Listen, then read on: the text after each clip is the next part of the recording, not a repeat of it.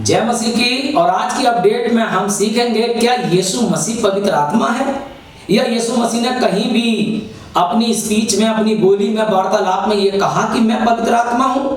देखिए मत्ती की पुस्तक और उसका 1 अध्याय और उसके 20 पद में लिखा है, जब वे इन बातों के सोच ही में था तो प्रभु का स्वर्गदूत उसे स्वप्न में दिखाई देकर कहने लगा, यूसुफ दाऊद की संतान, तू अपनी पत्नी मरियम को अपने यहाँ ले आने से मत डर, क्योंकि जो उसके गर्भ में है वो पवित्र आत्मा की ओर से है।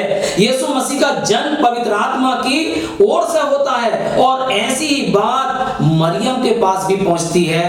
लू का 1 अध्याय उसका 35 पद कहता है, स्वर्गदूत ने उसको उत्तर दिया, पवित्र आत्मा तुझ पर उतरेगा और परम प्रधान की सामर्थ तुझ पर छाया करेगी, इसलिए वो पवित्र जो उत्पन्न होने वाला है परमेश्वर का पुत्र कहलाएगा। यहाँ ये नहीं लिखा है कि वो पवित्र आत्मा कहलाएगा, जबकि वो पवित्र आत्मा की साय से पैदा है और पवित्र आत्मा के द्वारा पैदा है।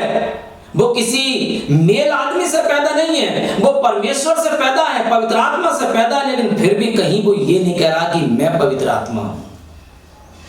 और यदि आप यूहन्ना उसका 17 अध्याय उसका 19 पद देखें तो उसमें लिखा है, और उनके लिए मैं अपने आप को पवित्र करता हूं ताकि वे भी सत्य के द्वारा पवित्र किए जाएं। यीशु मसीह जो पवित्र आत्मा से पैदा है वो ये कह रहा है कि मैं अपने आप को पवित्र कह रहा हूं। आज इंसान अपने आप को कह रहा है मैं पवित्र आत्मा हूं, जबकि पवित्र आत्मा निष्कलंक है, पवित्र आत्मा कभी पाप भी नहीं कर सकता।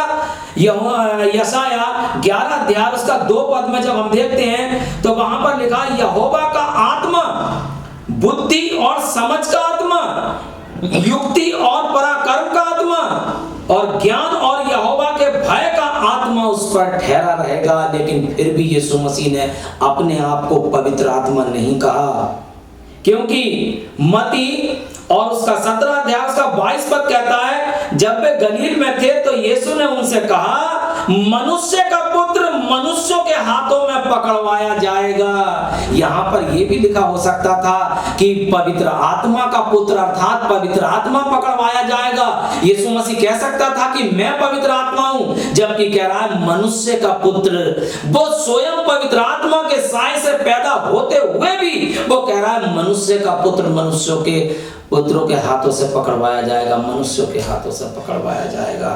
मेरे प्यारे भाई और बहनों, हम देखते हैं कि यीशु मसीह अपने आप को मनुष्य का पुत्र कह रहा है, पवित्र आत्मा का पुत्र नहीं कह रहा है, या पवित्र आत्मा नहीं कह रहा है।